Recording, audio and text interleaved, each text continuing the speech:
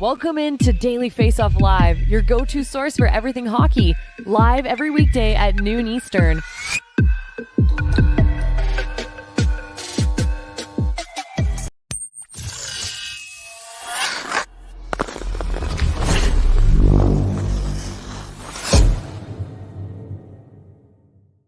The playoff edition of Daily Faceoff Live starts now, and it is brought to you by Bet365. We'll be here with Bet365 all throughout the playoffs to give you all the news, analysis, lines, and betting options until just one team is left standing at the end of June. Another elimination game came and went last night. Another one's coming today, Frank. The action just keeps on picking up in what has been a potentially historic second round, just the sixth time in NHL history that every series in the second round is guaranteed to go at least 6 games.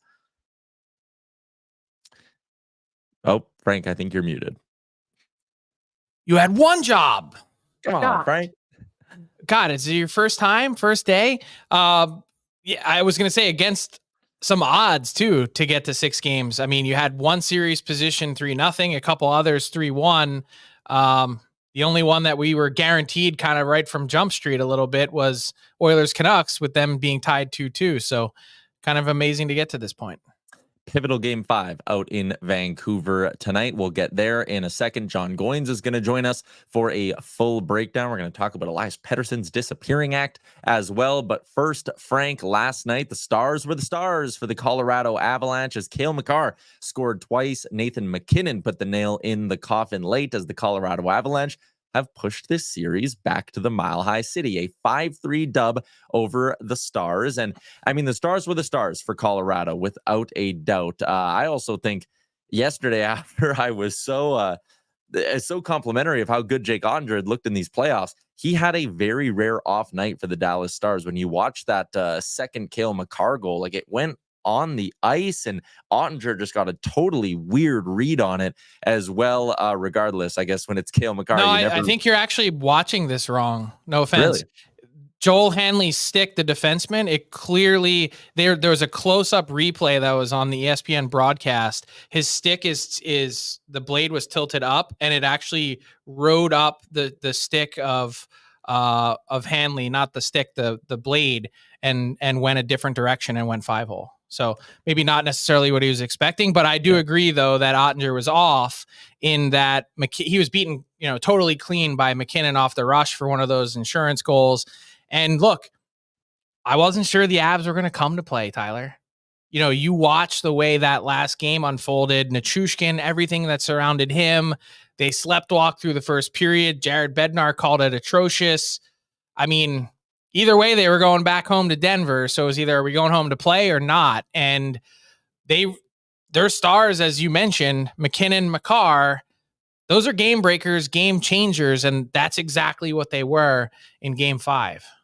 Yeah, another guy too, just to go maybe away from the Stars in Colorado. And I was really curious to see what the Avs would get out of Casey Middlestat in these playoffs. Frank, obviously spending the beginning parts of his career in Buffalo, never getting a taste of playoff hockey. I watch more West than East hockey, so I wasn't super familiar with his game. I've been very impressed with that deal. I think that one is going to go down in 2, 3, 4, 5 years as like a true win-win, considering what each side of it needed. Middlestat's been good in the postseason. Agreed, and I love the Bowen Byram upside. Just had Kevin Adams, the Sabres GM, on Frankly Speaking last week, and he's a guy that was never going to get power play opportunities in a place like Colorado. You've got a bunch of different doors open for you in Buffalo, that young defense core, but Middlestat seemed to be exactly what they needed for the here and for the future. Yeah, Middlestat looking good. Colorado will probably need some strong depth performances in Game 6 to now push the series potentially back to Dallas for a 7th game. Crease Conversations, Frank, that is the buzz out west where you are in Vancouver is tonight. And okay, I'll start with maybe the Edmonton side. Joel is in our chat with an AskDFO. No doubt it's Pickard tonight for the Oil? 0. All right. And on the flip side of that, we obviously know it's no doubt that it's Arthur Silovs going for the Vancouver Canucks. But where this starts to get interesting, and we'll dig into some other areas of this series, like I said, with Jon Goyens in a little bit. But today on the DFO Rundown, yourself and Jason Gregor talked about Thatcher Demko, you've had reports, Frank, he's facing shots once again in practice, maybe inching towards a return. I know Rick Tocchet had a comment on his health yesterday as well, saying it's improving. Think we see Thatcher Demko again in this series? Is it maybe not entirely dependent on his health? If Seelovs plays well, is there a need for the Canucks to go back to Demko? Well, and not if they win game 5. I think you try and buy a couple extra days. And if you get to a game 7, different conversation.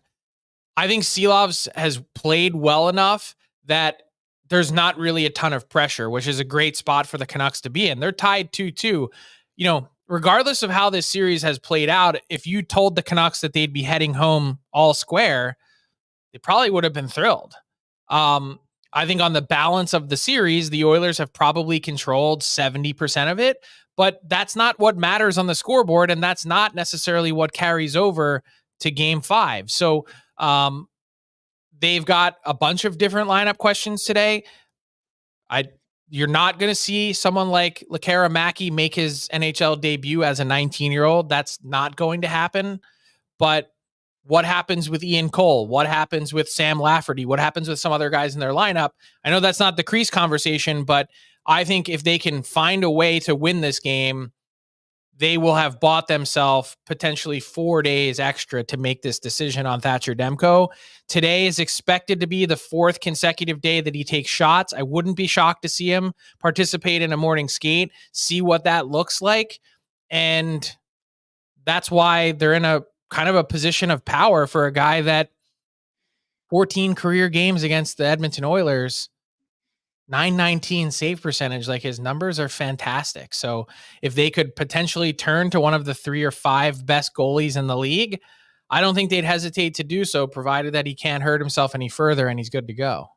Yeah, another side of it, and I wrote a piece today at OilersNation.com going through kind of the decisions that could have to be made after this game. And if the Canucks lose 1-0 and Seelovs plays outstanding, okay, well then I still don't think in that scenario you're rushing back Demko. And from the Oilers' perspective as well, I don't think it's as simple as win or lose and it's Pickard or Skinner. I think, if you're Edmonton and you lose 2-1 and Pickard stops 30 shots, like, even though your season's on the line, I don't know if you feel a sense of urgency to need to go back to Skinner for a potential must-win game 6.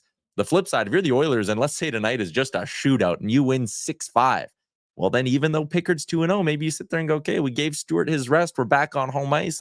And Skinner's been much better on home ice than on the road at least in the regular season. So I don't know. Maybe I think the conversation will, no matter what, get even more interesting after this evening out in Edmonton. It's in a perfect world. There's a clear and decisive path for both these teams. Seelovs plays well, they stick with him. Pickard plays well enough, win or lose for either team, the process could be there. But if it is a 6-5 game, you're going to just inject a ton of chaos into this, and then it's going to really get juicy. And we love rooting for chaos around these parts. My favorite stat, by the way, that I dug up, Evan Bouchard scored a game winner, his 2nd of the series, 3rd of the playoffs. In the last 3 playoffs, Evan Bouchard has 5 game-winning goals. Only one other defenseman in that span has 2. Noah Hannafin had 2 in this year's playoffs. So Evan Bouchard, the clutch sniper for the Oilers in game 4. Out in Raleigh, North Carolina, Frank, it's the Canes looking to continue their rally in this series. And what a fascinating run this has been through 5 games so far. You look at the Canes, even though they're down in the series, they're outscoring the Rangers, not just at all strengths, they're outscoring them 11-9 at 5-on-5. And you look at some of the shot attempt metrics as well. The Canes have controlled 57% of the shot attempts at 5-on-5 in this series, yet they find themselves down 3-2. I look between the pipes for the New York Rangers. Igor Shesterkin, back-to-back games of sub-900 save percentage hockey. Is it as simple as Shesterkin's got to steal it or we're going to 7? Or am I maybe not giving the Rangers enough credit here? I don't think you're giving the Rangers nearly enough credit. They've been a really good team. And Gav, if you could pull up that series graphic again, I want to highlight 2 numbers specifically. Look at the special teams on the bottom left for the Rangers. They are absolutely whacking the Canes at special teams. It's not always a special teams game like game 1 was, or, like some others have been. But when you look at the Canes and their play at even strength, it's solid, but they're a team that also needs to score more. So I don't put it, entirely on Shesterkin's shoulders. I think this Ranger team probably human nature kicks in, right? When you get a chance to exhale a little bit and you think that you can wrap this up because the odds are so long that the other team can come back because you have such a comfortable lead, that's when you begin to get into trouble. And this Canes team has been through a lot together. They think and I believe they're just as good as New York. We're talking about incredibly thin margins. Now it's just down to win one game. And I hate the cliche, but you win one game and all of a sudden, winner take all. It's a fascinating scenario to draw up for the Canes, and I think they're up for the challenge. I wouldn't overlook New York and their ability as a team to find a way beyond Shesterkin. Peter Baugh from The Athletic tweeting out Chris Kreider, Blake Wheeler, Matt Rempe, Philip Hedl, among others. Miller Jones on the ice for optional skate this morning. Chris Kreider, though, confirms he is in the lineup and ready to go tonight. So a big name that the Rangers will have in the lineup as they look to finally finish off the series. You said it, Frank. I mean, safe as death in the Stanley Cup playoffs, and that is apparent for the Rangers, who've lost back-to-back games against the Hurricanes. Before we get to Goyens in the coach's room, let's go away from the playoffs for a second. Frank, you were the one who first reported the conversations were happening between the new Utah franchise and agent Chris Armstrong, now formerly of Wasserman, as he will take over and he will be running the Utah as their top hockey ops guy. I think is a fair way to put it, correct? Yeah. Pardon? Great pick here, by the way. Yeah, I know it's weird the way Twitter cropped it. Yeah, but look, this is a fascinating hire. Chris Armstrong was at the Oilers game in Edmonton in Game 4 on Tuesday night. He has strong, deep connections to the hockey world. He was Jeff Jackson's agent, represented him in conversations with the Oilers for their CEO job. He represented Kyle Dubas in his negotiations with the Pittsburgh Penguins for his job. So he's got different connections as an agent, but has really made his bones in business as a golf agent. And he represented Tony Finau for a long time. Finau, of course, from Salt Lake City, Utah. And that's how he made the connection through the business community with Ryan Smith, who ends up buying the Utah Hockey Club and now has advised Smith on these last 2 years plus of, hey, here's the best way to accomplish this. Here are things you should be looking at, all those different things, that this is kind of a natural for someone that they've worked together. He knows the hockey world. He is Canadian. From a business and hockey sense, it makes a ton of sense for Utah. So it's definitely a little bit different, but to have him be in that role where he's going to be the ultimate decision maker and GM Bill Armstrong's boss, by the way, no relation, Chris Armstrong and Bill Armstrong.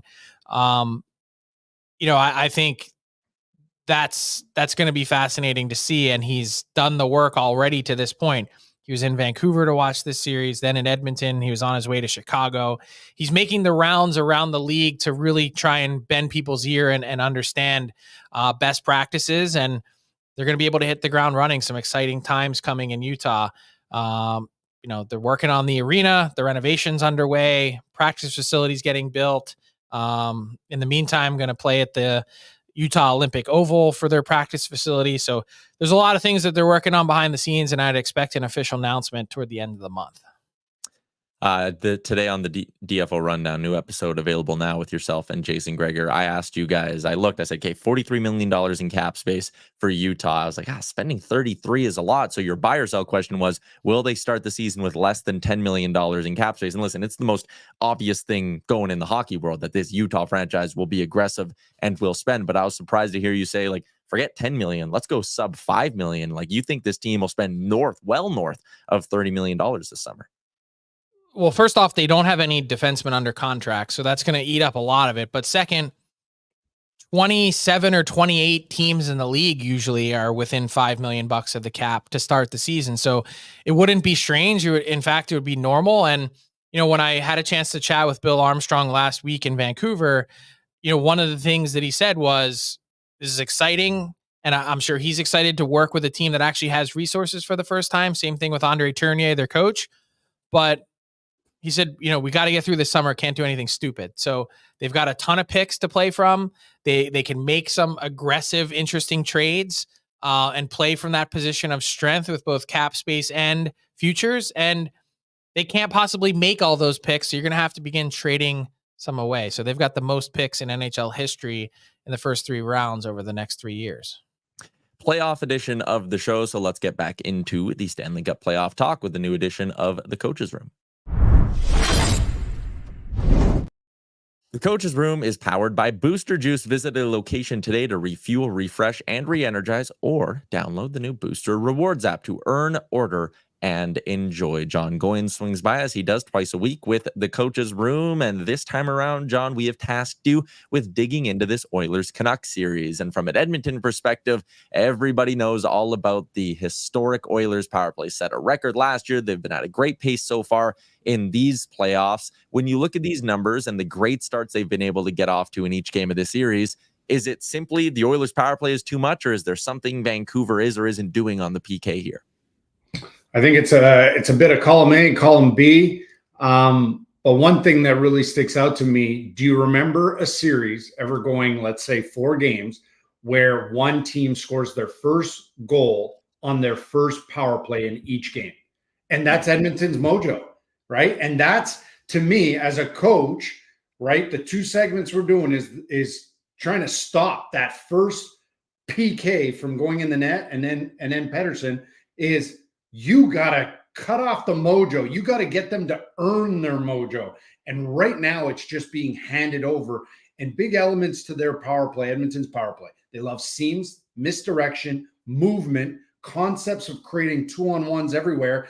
And they force you to collapse, but they force you to become disjointed in your PK setup. So as we roll these clips, you're going to see a PK that doesn't know if they're going diamond. They don't know if they're going box. Here they get overly aggressive on Draisaitl. He exposes the weak side. Now you got a collapse box, and you got 4 Edmonton guys, and you got Bouchard that's ready for a 1T. So they're making you think.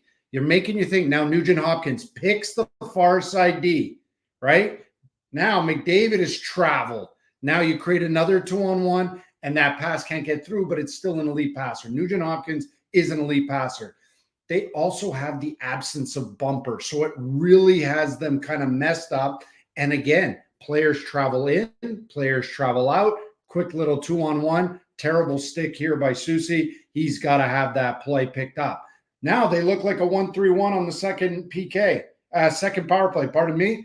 And yes, he gets a bounce, but yet if that would have been a pass down to Corey Perry, they still wouldn't have picked up the back door. I feel that there's a lot of guessing, and here's some guessing by Dakota Joshua. Drifts way too high, and he allows McDavid to travel between himself and the next 2 players, opening up this pass to Draisaitl. And everybody was probably on Ian Cole, but what's Ian Cole going to do? Just let McDavid walk to the top of the slot and let it rip? No, they're disjointed right now, and Edmonton is just foaming at the mouth because Vancouver is just biting on everything. It's been amazing to watch this power play. Rick Tocchet, he's been giving them full compliments, saying it's one of the best power plays ever. I mentioned I was with Bill Armstrong in Vancouver. He said it's the best power play he's ever seen. It's poetry in motion.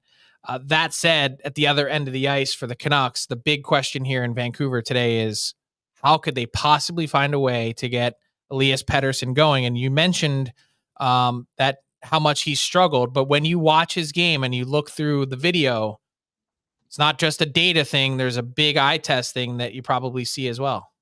Yeah, and one of the videos that I saw was that interview yesterday. Either he's fooling everybody, either he comes out like blazing, and he just fooled everybody with this like really, I'm not confident in myself body language. He looks like the athletes in the original Space Jam after the aliens sucked their talent out of them, where they just like mope and feel sorry for themselves. That's what he looks like.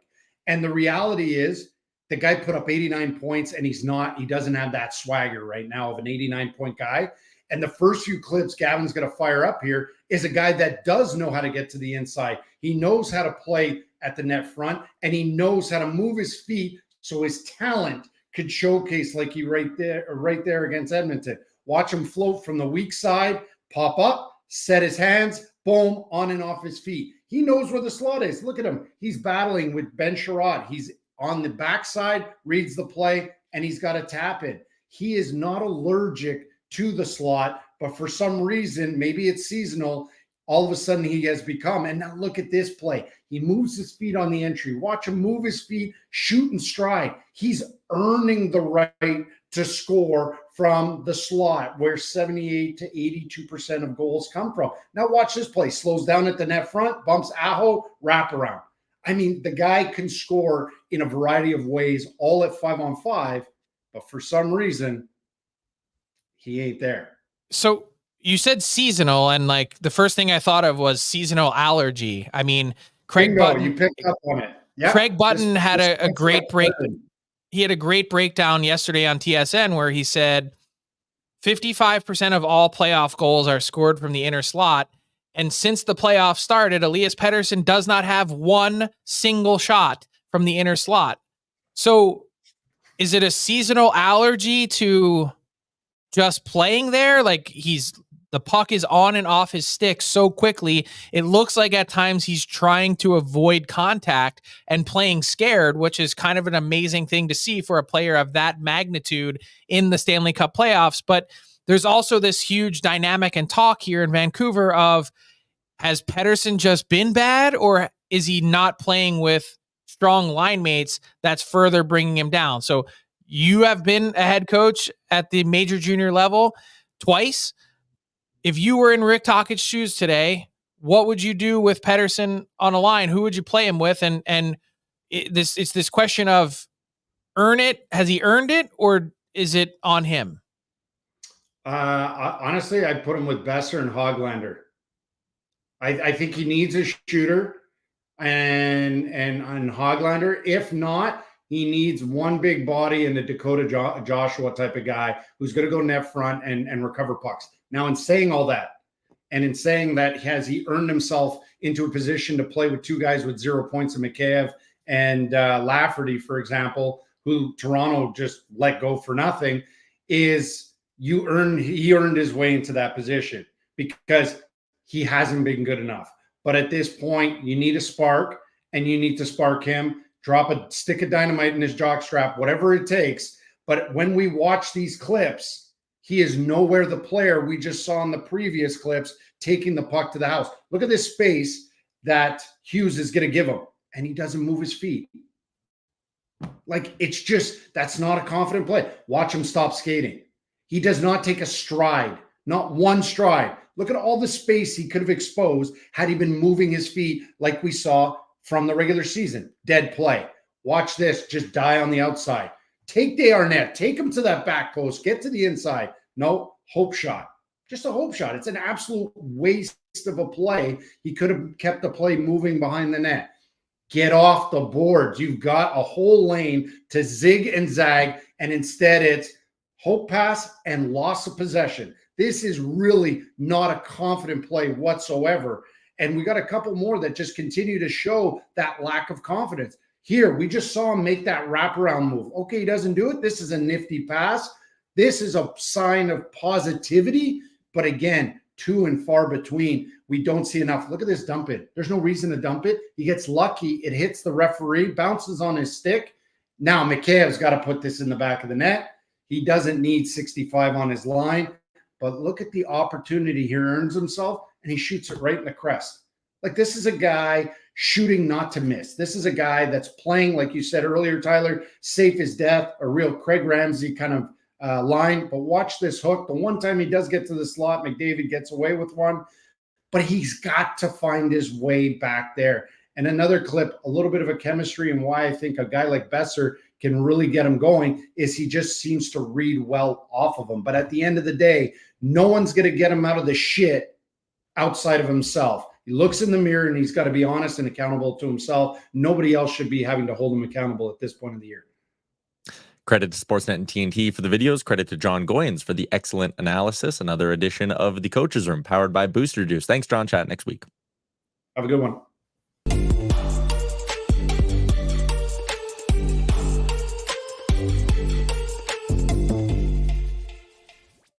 Moving along to our daily Faceoff inbox question. It's brought to you by Douglas Mattresses. You can order yours today at douglas.ca/DFO. Their mattresses are handcrafted in Canada, ensuring the highest quality materials and fastest delivery to you. Douglas.ca/DFO.